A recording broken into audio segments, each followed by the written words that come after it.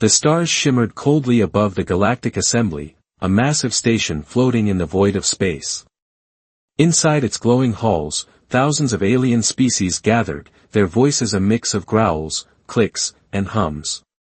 At the center stood Vorik, a towering figure with sharp claws and eyes like burning coals. His species, the Clithery, ruled the assembly with strength and fear. Today, he had called them together to decide the fate of a small, blue planet, Earth. Vorik raised his clawed hands, silencing the crowd. "We've watched this world long enough," he said, his voice deep and commanding. "Humans are weak. They fight over scraps, build toys instead of warships, and barely leave their own skies. I say we take them, enslave them, and use their labor to fuel our empires." The chamber erupted in agreement. Tentacles waved, wings fluttered, and lights blinked as every species cast their vote. Green lights flashed across the hall, one after another, until the verdict was clear, unanimous. Earth would belong to them. Far away, hidden in the shadows of space, a tiny probe listened. It was no bigger than a soccer ball, patched together with wires and duct tape, but it carried Earth's greatest secret. On the planet below, in a dusty bunker beneath a desert, Mia watched the feed. Her dark hair was tied back, her eyes sharp with determination. She was Earth's diplomat, chosen not for her charm but for her grit. Around her sat a team of oddballs: Leo, a scruffy engineer with grease-stained hands, Tara, a pilot who grinned like she was always ready for a fight, and Ravi, a skinny scientist who typed faster than he talked. "They really think we're helpless," Mia said, her voice steady. She turned off the screen and faced her team. "They're coming for us. Are we ready?" Leo cracked his knuckles and smirked. "Oh, we're ready. Been working on something special for these clowns." He gestured to a wall of screens showing strange machines, satellites, cannons, and ships, none of them sleek or shiny, but all built from bits of alien tech humanity had scavenged over decades. Crashed probes, lost drones, even a wrecked warship found in the Arctic, they'd taken it all apart and made it their own. Tara leaned back in her chair, boots on the table. "My squadron's itching to fly. Those aliens won't know what hit them." Ravi adjusted his glasses, his fingers still tapping at a keyboard. "I've cracked their comms already. We can listen, jam, or fake whatever we want. They're not as smart as they think." Mia nodded. "Good. We've known they were watching us for years. Let them see what happens when they underestimate humans." She pressed a button, and the bunker hummed to life. Across Earth, hidden bases woke up. Farmers in fields, kids in cities, workers in factories, all went about their days, unaware that beneath their feet, a defense grid was powering on. In space, Vorik's fleet dropped out of hyperspace near the moon. 1,000 ships gleamed like knives in the dark, hulking battleships, swift scouts, and transports ready to carry human slaves. Vorik stood on the bridge of his flagship, the Iron Claw, his chest puffed with pride. "No resistance," he growled, pleased. "Their radars are blind. Move in." His second-in-command, a wiry creature named Silith with glowing tendrils, hesitated. "Sir, their silence is odd. Our scans show nothing, but—" "Nothing?" Vorik snapped. "They're primitives. They worship glowing screens and argue over dirt. Advance." The fleet surged forward, a perfect formation cutting through space. But as they crossed the moon's shadow, alarms blared. Silitha's tendrils twitched. "Objects detected, fast." Vorik spun to the screens. Dozens of shapes appeared, small, jagged, and moving at impossible speeds. Before he could shout an order, the first wave hit. Satellites, cloaked until that moment, uncloaked and fired. These weren't missiles or lasers, but rods of metal, old rocket parts and broken probes, launched at speeds that tore through shields like paper. 3 ships exploded in seconds, their wreckage spinning into the void. What is this? Vorik roared, gripping the console as the iron claw shook. They can't have weapons like that. On Earth, Leo laughed as he watched the chaos on a grainy monitor. Told you the junk cannons would work. Took their own trash and threw it back at them. Terra was already in her cockpit, a patched-up fighter that looked like it shouldn't fly. Time to join the party, she said, flipping switches. Her squadron, 20 ships, each a mess of scavenged parts, lifted off from hidden hangars. They darted into space, weaving through the alien fleet like wasps, too small and fast to hit. Ravi's voice crackled over the comms. I'm in their system. Sending fake orders now. Across Vorik's fleet, screens flickered. Captains received commands to turn back, fire on allies, or shut down engines. Confusion spread like wildfire. Vorik slammed a claw on his chair. Shut it down. They're hacking us. Silith worked frantically, but the damage was done. Another ship vanished in a flash of light as Terra's squadron strafed its engines. Vorik glared at the blue planet ahead, its peaceful glow mocking him. How, he muttered. How did they hide this? In the bunker, Mia smiled grimly. They thought we were arguing over nothing all these years, wars, politics, noise. But we were building, watching, waiting. Let's show them what humans can really do. The defense grid powered up fully, a web of lights across Earth's orbit. Vorik's fleet, still reeling, pressed forward, determined to crush this unexpected fight. But humanity wasn't done. The aliens had voted to enslave Earth, but they'd forgotten one thing: humans don't give up. They adapt. They fight. And they were just getting started. As Terra's fighters danced through the enemy lines and Leo's cannons reloaded, the galaxy watched in shock. The weak little species wasn't so weak after all. Vorik's confidence cracked, and for the first time, a flicker of fear crossed his burning eyes. Earth had surprises left to share, and the invaders were about to learn them the hard way. The stars burned brighter now, scattered with the wreckage of Vorik's fleet. The Clithery commander stood on the bridge of the Iron Claw, his claws digging into the metal armrests. Smoke curled from damaged consoles, and the hum of failing shields buzzed in the air. Half his ships were gone, shattered by Earth's strange weapons and chaotic tactics. His burning eyes narrowed at the blue planet ahead. This isn't possible, he growled. They're primitives. How are they doing this? Silith, his second-in-command, hovered nearby, tendrils twitching nervously. Sir, their technology, it's not advanced, but it's clever. They're using our own debris against us, and their signals are flooding our systems. We can't trust our own orders. Vorik slammed a claw down, cracking the console. Then double our attack. Send the heavy warships. Crush them before they pull another trick. His voice echoed with fury, but beneath it, doubt crept in. The Galactic Assembly had promised an easy victory. Earth was supposed to be a prize, not a fight.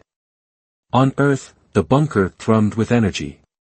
Mia paced the room, her eyes locked on a flickering map of the battle. Red dots marked the alien fleet, shrinking but regrouping. Green dots, human forces, darted unpredictably across the screen. They're not giving up, she said. Terra, how's your squadron holding? Terra's voice crackled through the comms, sharp and fearless. We're good, Mia. These rust buckets fly better than their shiny toys. Give me 10 minutes, and I'll carve a hole through their line. Her fighter squadron zipped through space, a ragtag fleet of scavenged hulls and mismatched engines. Each ship was unique, some bristled with jury-rigged cannons, others glowed with stolen alien shields. They didn't look like much, but they moved like a storm. Leo grinned from his station, surrounded by screens and tools. Wait till they see the next surprise. Junk cannons were just the warm-up. He flipped a switch, and across Earth, hidden launchers hummed to life. These weren't sleek weapons but towers of scrap, old satellites, car parts, even broken refrigerators, repurposed into launchers. "Firing now," he said, slamming a button. The sky lit up as chunks of debris rocketed into orbit at blinding speeds. A wrecked alien scout ship, salvaged years ago, smashed through a Clithery warship's hull, splitting it in two. In space, Vorek's fleet faltered. The heavy warships, hulking beasts of metal and plasma, lumbered forward, their cannons glowing with deadly light. But before they could fire, the junk barrage hit. A freighter-sized slab of steel punched through a destroyer's bridge. A cloud of screws and bolts shredded a frigate's engines. The aliens' shields, built for energy blasts, couldn't stop the sheer force of flying trash. Explosions bloomed like fireworks, and Vorek's roar shook the iron claw. "Who fights like this?" Silith cried, ducking as sparks flew. "They're throwing garbage at us." "They're mad," Vorek snarled. "Regroup the fleet. Target their planet directly, wipe out their bases." But even as he spoke, another voice broke through, a human voice, calm and mocking. "Hey, big guy," Ravi said over the comms, his face popping up on every screen in the alien fleet. "You're using our airwaves now. Hope you don't mind a little chaos." His fingers danced across his keyboard, and the alien systems went wild. Screens flashed with nonsense, orders to retreat, fire on empty space, or sing lullabies. One warship turned its guns on its own ally, blasting it apart before its crew could override the hack. Vorek ripped a screen from the wall and crushed it. "Block him. Now." But it was too late. Ravi's grin widened as he leaned into his mic. "Oh, and here's a bonus. Say hi to your jump gates." On Earth's screens, Mia watched as Terra's squadron broke off, speeding toward the alien fleet's glowing jump gates, their lifeline back to the galaxy. Terra whooped as her fighter dodged a plasma blast. "These gates are ours, boys." Her team fanned out, a swarm of misfits against the towering structures. The gates shimmered, bending space itself, but they weren't invincible. Terra fired a grappling hook, salvaged from a fishing boat, latching onto a gate's core. Her squad followed, planting charges and hacking panels. One gate flickered, then collapsed in a burst of light, stranding a dozen alien ships. Back on the Iron Claw, Silitha's tendrils drooped. "Sir, they've taken Gate Alpha. We're losing our retreat path." "Then we fight harder." Vorek bellowed. "Send the dreadnoughts." 3 massive ships surged forward, their cannons roaring. Earth's orbit trembled as plasma rained down, scorching the atmosphere. But humanity wasn't done. Leo's junk cannons pivoted, targeting the dreadnoughts with a new trick, magnetic coils that spun debris into spinning discs of death. One disc sliced a dreadnought's cannon clean off, and another punched through its hull. Terra's squadron darted between the giants, too fast to hit. "Keep them busy," she shouted, weaving through a storm of fire. Her fighter's wing sparked as a near miss grazed it, but she laughed. "That all you got?" Her team's chaos kept the dreadnoughts off balance, buying time for Ravi's next move. In the bunker, Ravi cracked his knuckles. Time to turn up the heat. He sent a new signal, not just noise, but a flood of human culture. Alien screens filled with rock music, old cartoons, and clips of people dancing badly. Captains paused, baffled, as their crews muttered in confusion. One ship drifted off course, its pilot tapping a claw to a beat it couldn't resist. Mia watched the chaos unfold, her heart pounding. "They're cracking," she said. "Push them now." Leo fired another volley, and Terra's squad hit the second jump gate. It flared and died, cutting off more of Vorek's fleet. The aliens' perfect formation shattered, ships drifting aimlessly or crashing into each other. Vorek's claws trembled. "How many tricks do they have?" he demanded. Silith didn't answer, his tendrils were tangled in panic as he tried to reboot the systems. The fleet was down to half strength, and Earth's defenses showed no sign of slowing. Worse, sensors picked up new signals, human ships, small but growing in number, rising from the planet like ants from a kicked nest. On Earth, Terra landed her fighter in a hidden hangar, her face flushed with adrenaline. "Gates are toast," she reported, climbing out. "They're stuck here now." "Good," Mia said, her voice firm. "They wanted Earth. They've got it, but not the way they planned." She turned to Leo. "What's next?" Leo rubbed his hands together. "Oh, you'll love this. Been saving it for a rainy day." He pulled up a blueprint, a massive device buried under the ocean, pulsing with strange energy. "Call it the Chaos Generator. Turns their fancy tech into a guessing game. Ready when you are." Mia nodded. "Do it. Let's show them humanity doesn't just fight, we win." In space, Vorik stared at the wreckage of his dream. The Galactic Assembly had promised him glory, but Earth was a nightmare. His dreadnoughts faltered, their guns silent as junk rained down. Silith whispered, "Sir, we should retreat." "No." Vorik snapped. "We take this planet, or we die trying." But his words rang hollow. The humans weren't just surviving, they were fighting back with everything they had, and more they'd stolen from the galaxy itself. As the Chaos Generator hummed to life below, a strange ripple spread through space. Vorik's screens flickered, and for the first time, he wondered if the assembly had picked the wrong enemy. The battle wasn't over, but the tide was turning. Earth's hidden arsenal was awake, and humanity was ready to strike harder than ever. Vorik's fleet braced for the next blow, but they couldn't imagine what came next, because humans didn't fight like anyone else. They fought like humans. Space around Earth burned with the scars of battle. Wreckage spun lazily in the void, shattered alien ships mixing with the debris humanity had turned into weapons. Vorik's fleet, once 1,000 strong, was a shadow of itself.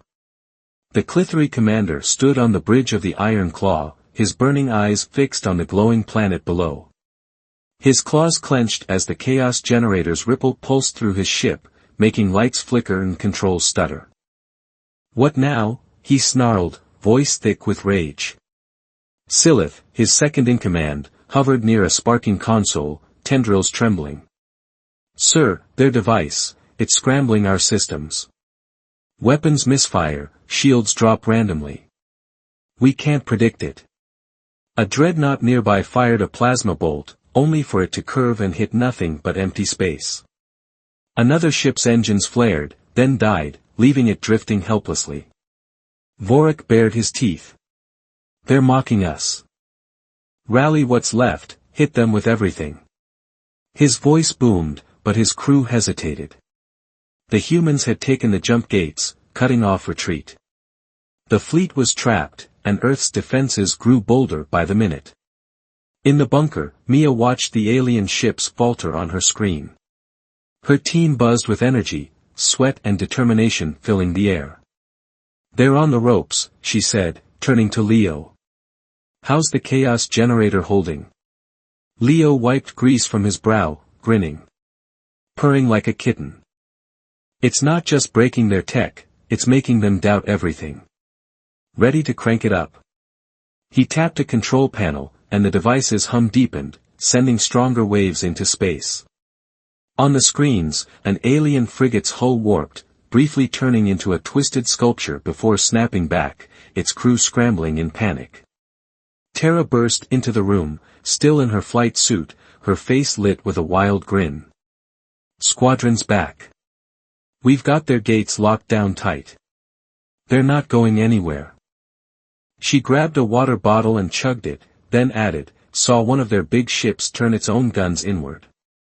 Chaos Generator's a beast." "Good," Mia said. "Ravi, what's the galaxy saying?" Ravi spun his chair, eyes bright behind his glasses.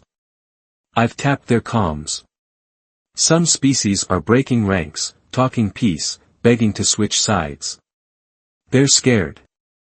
He pulled up a feed showing alien chatter, clicks, hums, and panicked tones. They didn't sign up for this. Mia nodded, her mind racing. Then we split them.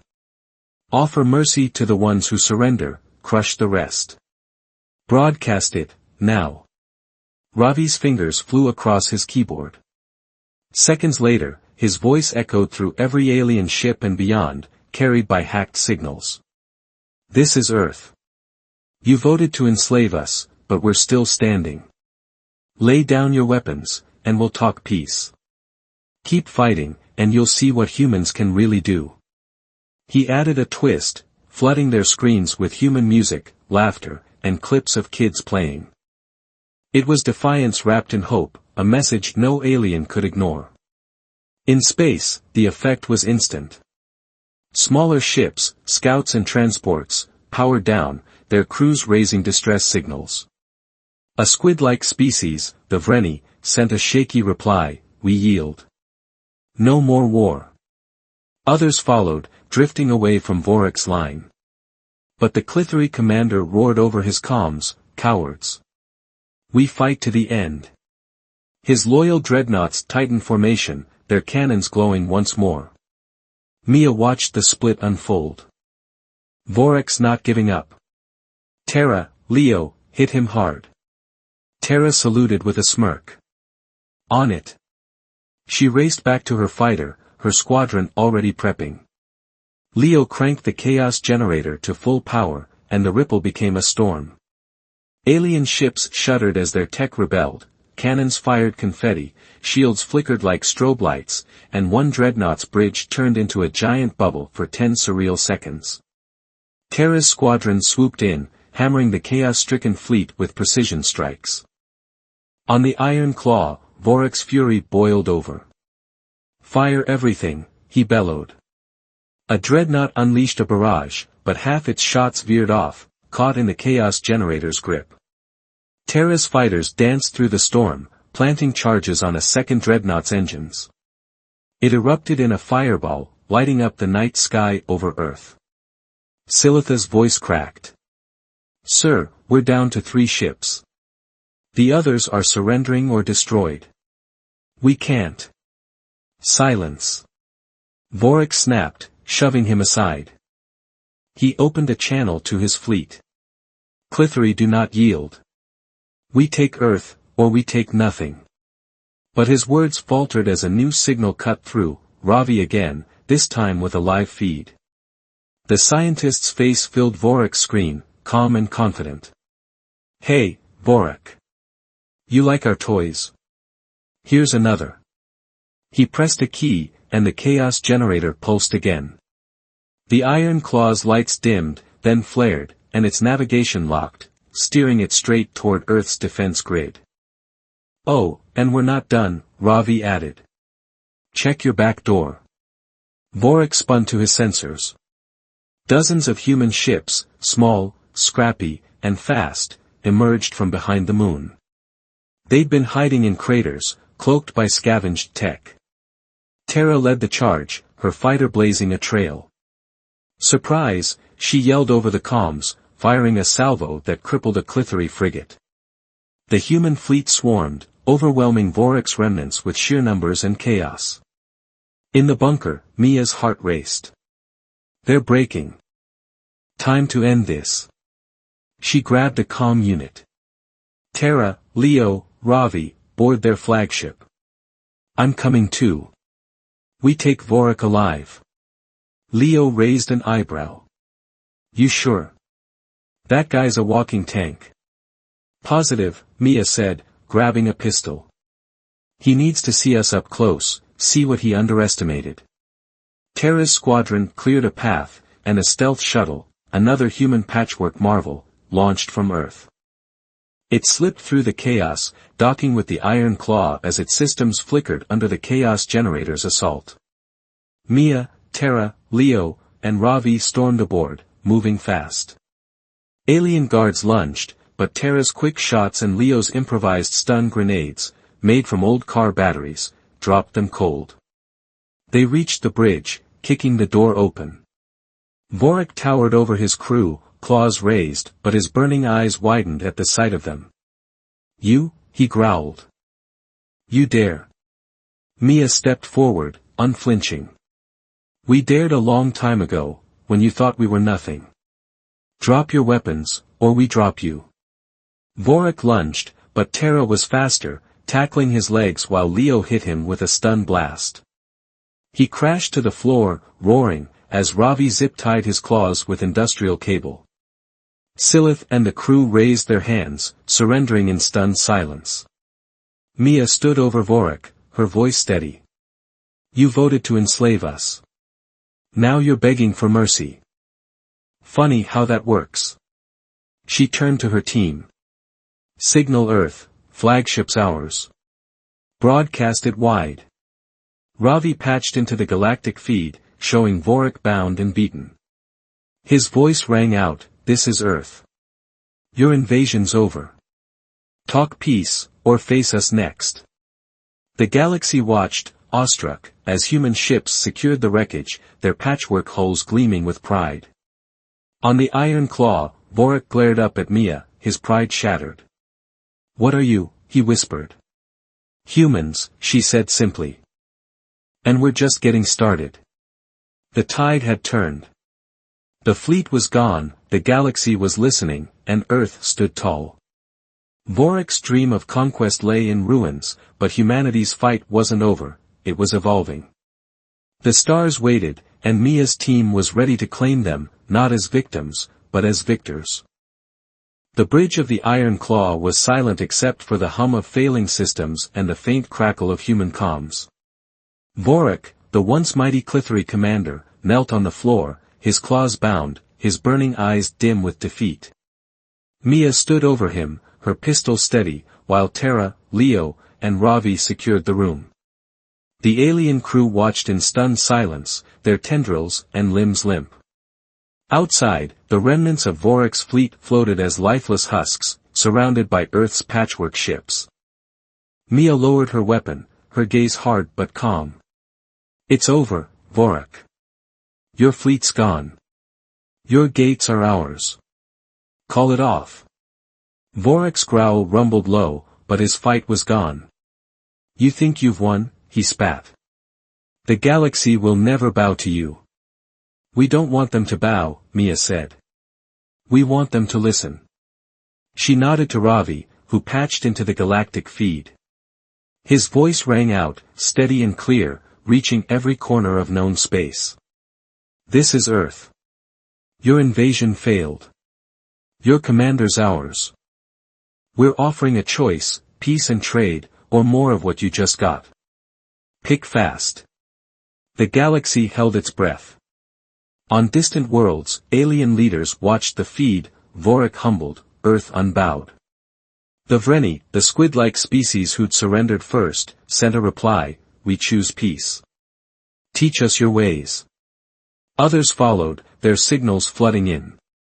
The Galactic Assembly, once united against Earth, fractured as species scrambled to save themselves. Vorik glared up at Mia. "Mercy? After this? You'll regret it." Mia smiled faintly. "Not mercy for you, mercy for them. You're coming with us." She turned to her team. "Get him to the shuttle. We've got work to do." Terra hauled Vorik up, grinning. "Hope you like Earth food, big guy. It's spicy." Leo and Ravi laughed as they dragged the towering alien out, his protests echoing down the hall. The shuttle lifted off, slipping through space back to Earth, where the planet buzzed with new energy. Days later, Mia stood in a makeshift command center, an old warehouse turned into humanity's galactic hub. Screens lined the walls, showing ships landing, aliens negotiating, and humans teaching. Vorik sat in a corner, guarded, his eyes darting as he watched the chaos he'd unleashed turn into something else. Leo approached Mia, holding a tablet. "Trade deals are rolling in. The Vreni want our junk cannons, say it's genius. Others are asking for the chaos generator specs. Tell them no," Mia said. "We share what we choose, when we choose." They don't get our edge, not yet. Leo nodded, grinning. Fair. Oh, and Tara's got a line of alien pilots begging to train with her. She's calling it, Crash Course, Human Style. Mia chuckled. Sounds about right. Ravi? The scientist popped up from a pile of wires and screens. Broadcasts are live. Music, stories, even cooking shows, half the galaxy's hooked. The Vreni tried making pizza. It didn't go well. He laughed, showing a clip of a squid alien tangled in dough. Good, Mia said. Keep it going. They wanted to know us, now they will. She stepped outside, gazing at the sky. Alien ships dotted the horizon, not invaders now, but visitors. Earth had flipped the script, turning a war into a chance to lead. Weeks passed, and the galaxy changed. Tara's training sessions became legend, alien pilots marveling at her wild, unpredictable moves. One, a feathered creature named Crix, crashed 3 times before nailing a loop. You humans don't fly, he said, awestruck. You dance. Tara just laughed and handed him a wrench to fix his ship. Leo's invention spread too. Junk cannons popped up on allied worlds, built from their own scraps. A beetle-like species, the Torvax, traded rare metals for his designs, calling him the master of trash. He grinned every time, tweaking their tech with human flair, rough, messy, and brilliant. Ravi's broadcasts reshaped cultures. Alien kids mimicked Earth dances, their parents puzzled but intrigued. A crystalline species, the Lumora, sent a gift, a glowing orb pulsing with light, after Ravi aired a song they couldn't stop humming. Your noise is strange, their message read, but it moves us. He kept the orb on his desk, a trophy of humanity's reach. Mia met with alien delegates daily, her warehouse now a bustling embassy. The Vreni offered algae farms, the Torvax brought ores, and even the Lumora pitched in with energy tech. She traded carefully, food, tools, ideas, building trust without giving too much. Vorik watched it all, silent, his pride crumbling as Earth rose. One day, a massive ship landed, an assembly envoy, its hull gleaming with authority. A tall, winged alien named Elora stepped out, her feathers shimmering. We represent what's left of the Galactic Assembly, she said, her voice smooth but wary. We seek terms. Mia faced her, unflinching. You voted to enslave us. Why should we trust you? Elora's wings twitched. Because we were wrong. Your strength, it's not what we expected. We want alliance, not war. Mia studied her, then nodded. Alliance works. But it's our rules now. Earth's a sovereign world, try anything, and you'll meet the chaos generator again. She pointed to Vorik, slumped nearby. Ask him how that went. Elora glanced at the fallen commander, then bowed slightly. Agreed. What do you ask? Trade. Knowledge. Respect, Mia said. And you host our people, students, builders, teachers. We're not just here to fight. We're here to grow. The deal was struck, and the galaxy shifted. Earth's embassy became a beacon, its doors opened to those who'd once sneered. Vorik, now a reluctant guest, taught classes, grudgingly, on alien tactics, his stories a warning of human defiance. They don't quit, he'd mutter, and his students, a mix of aliens and humans, nodded in awe. Months later, Mia stood on a lunar platform, Earth glowing below. Tara, Leo, and Ravi joined her, watching ships come and go, trade vessels, not warships. We did it, Tara said, her voice soft for once. They came for us, and we turned them into friends. Most of them, Leo added, smirking. Some still grumble. Let them, Ravi said. They'll learn, or they'll lose. Mia smiled, her eyes on the stars. They thought we were weak because we're messy, loud, different. But that's our strength. We adapt. We create. We don't just survive, we thrive. The platform hummed as a new ship landed, an Earth-built freighter, rough but sturdy, loaded with goods and ideas. It lifted off again, heading for a distant world, carrying humanity's mark. The galaxy wasn't the same, and it never would be. The Assembly had voted to enslave Earth, but now they begged for its mercy, and its friendship. Vorik watched from a window, his claws tapping the glass. "What are you really after?" he muttered, half to himself. Mia heard him and turned. "Everything," she said simply. "Not to rule, but to share. That's what humans do." The stars stretched out, endless and bright. Earth had fought, won, and built something bigger. The invaders were gone, replaced by allies who feared and admired the little blue planet. Humanity's story wasn't over, it was just beginning, and the galaxy would never forget it.